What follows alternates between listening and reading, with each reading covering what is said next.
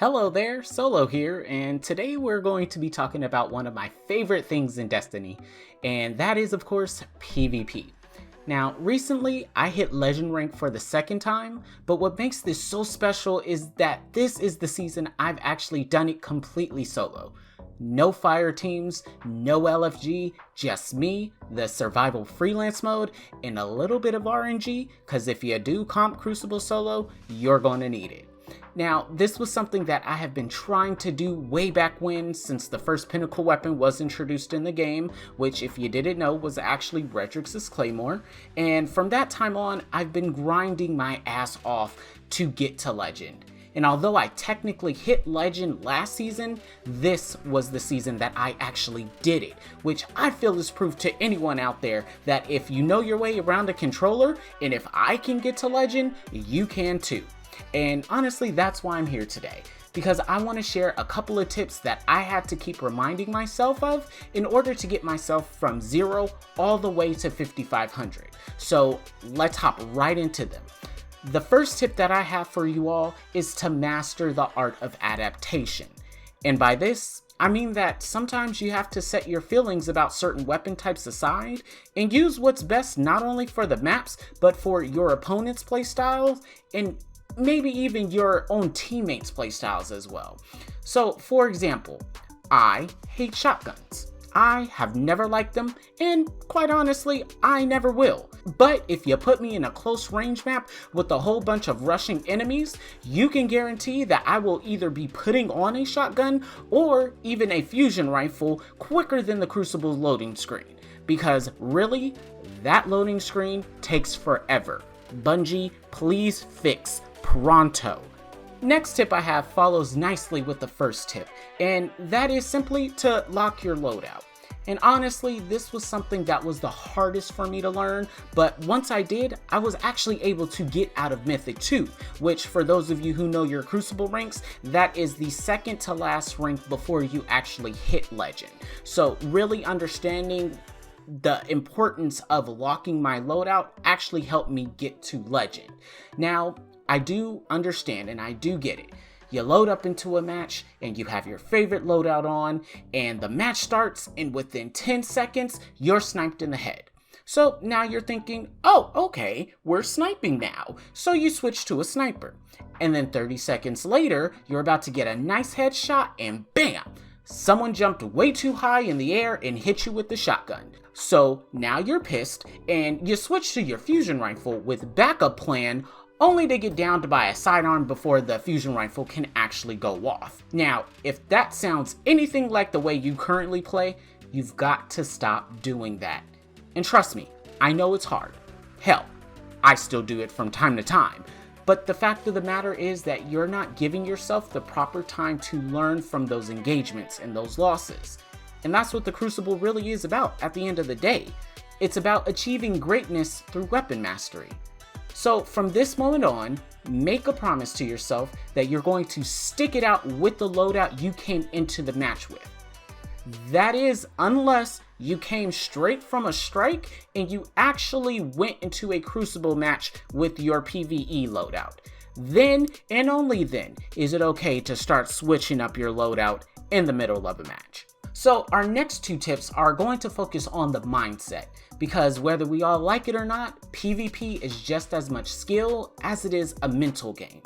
So tip number 3, know the actual game you're playing, then play it. And this tip stems from the fact that there are so many times I see people going into Crucible thinking that this is just a game of Clash or Mayhem. Yes, technically the game mode is survival, which is really important to remember when your opponents are deciding to hang all the way back because you and your team has been pushing way too hard. But at certain times throughout the match, it shifts to other types. And we see this as in, for example, it may switch to an elimination type when it's 1v3 and no one has any lives left. Or it may shift to control, which we all know happens when the match goes into overtime. The point being that if you're going into these matches ready to rush at the enemy the moment you load up into the match, I would encourage you to change up that mindset and really think about the situations that you place yourself in. Analyze your situation come up with the plan, and execute on that. And that is a perfect segue into tip number 4, which is to focus on what you can control. Now, to make it as simple as possible, here are a few things you can't control no matter what you do. You can't control your teammates' loadouts.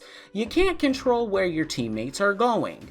You can't control your opponent's loadouts. You can't control whether or not they will ever get good and use a different weapon besides the Jotun, or the Mindbenders, or Lord of Wolves, or if the annoying hunter will stop jumping in the air and would possibly keep their feet on the ground for at least 2 seconds. Spoiler alert, they won't. But you get where I'm going at, right? You can't focus on the things that's beyond your control, because the only thing that's going to do is that's going to cause you to get frustrated and tempt you to leave the match early, which is something you should never, ever, ever do. Instead, focus on the things that you can control, like whether or not you should push down a lane knowing the enemy team has fusion rifles, or maybe deciding to stick with your team instead of going off on your own all the time. When you focus on your gameplay, it doesn't matter what anyone else does, and you will see that your game skill will start to show that. And last, but certainly not least, I'm going to give you the most rare tip of all, because I swear there is always that one person on the team that doesn't do this. And that is to use your super. Strategically, but use your super. Now maybe you're like me, and you've played a crap ton of Destiny 2 PvP. And if you have, I know you can agree with me, because I cannot be the only one that has teammates who think it is okay to hold on to their super until the very last round, when the enemy has no lives and there is only one enemy left. This season's meta is not the same meta as last season, or even a year before that. You can get sniped out of your super in a heartbeat. If your opponents are smart enough, they can team shoot you out of your super 0.00001 seconds after you pop it. Your super is not guaranteed to win the match when you're up 3-1. In fact, your opponents can actually come back from that low of a spanking and come back to win the match. And I'm not gonna lie, that has happened to me more than one time, and it is the most painful thing to witness. So again, I'm not saying to pop your super the moment you get it, but I am saying if you end the match with your super that you got in round 2, do better. And that's it. Those are my 5 tips that I have for you today. Now, I can't promise that these tips will definitely get you to legend this season, but I'm willing to bet that if you follow even just one of these tips, you will start to see improvement in your games and get you that much closer to the legend rank. Let me know in the comments below if you like or dislike any of these tips, and hey, even leave one of your own if it's helped you improve in the Crucible. Sharing is caring. Thank you so much for watching, and please don't forget to like and subscribe for more content like this. Solo says, so long.